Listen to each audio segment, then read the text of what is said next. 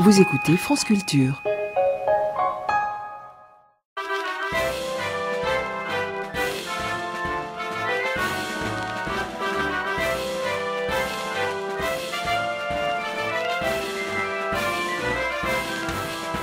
Simone, tu sais que j'ai quasiment pour habitude de commenter l'actualité au moment où elle a déjà refroidi. Il y a assez de voix pour oser des commentaires à chaud.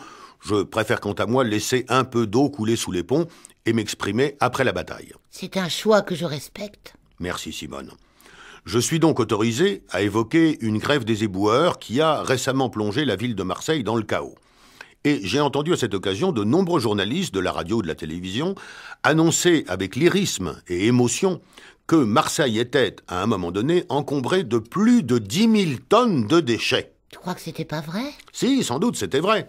Ce qui m'a frappé, c'est l'emphase dramatique avec laquelle les susdits annonçaient ce chiffre de 10 000. Et le fait qu'ils auraient souligné avec autant d'emphase à peu près n'importe quel autre chiffre, vu que le concept de tonnes de déchets n'est pas un concept qui parle naturellement à nos entendements. Je pense que si j'avais pu subtiliser leur papier et le corriger à leur insu, ces journalistes auraient pu dire avec la même fougue qu'actuellement, Marseille est submergée par plus de 30 000 kilos de déchets, ou en sens inverse, qu'à l'heure où nous parlons, Marseille est submergée par plus de 10 millions de tonnes de déchets. C'est le ton qui compte, finalement. Le chiffre en lui-même ne veut rien dire pour le commun des mortels. C'est fréquent, ça, que les chiffres nous parlent de manière un peu abstraite. Oui, surtout les grands et gros chiffres. Il ne reste plus alors qu'à se fier au ton du déclarant. Tiens, si je te dis par exemple que l'œuvre intégrale de Victor Hugo représente plus de 100 millions de caractères, tu comprends immédiatement qu'il s'agit d'une œuvre volumineuse. Mais tu aurais compris la même chose si j'avais dit 10 millions, 1 milliard ou 10 milliards. Dans tous les cas, tu aurais compris à mon intonation que c'est beaucoup. Mais tu n'aurais pas davantage analysé le chiffre en lui-même. Et du reste, tu l'aurais probablement pas retenu. En astronomie, on atteint des records. Tout à fait. On est confronté dans ce domaine à des chiffres énormes, dont on dit très justement qu'ils dépassent l'entendement. Ils n'ont, pour le vulgum pecus et pour moi, que le sens que tu veux bien leur donner. Dis-moi par exemple que l'univers compte plus de 100 milliards d'étoiles. Tu m'impressionnes.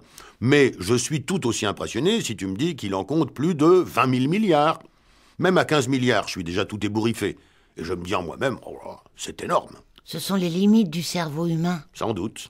Tiens, puisque tu parles du cerveau, sais-tu, Simone, combien un cerveau humain moyen compte de cellules?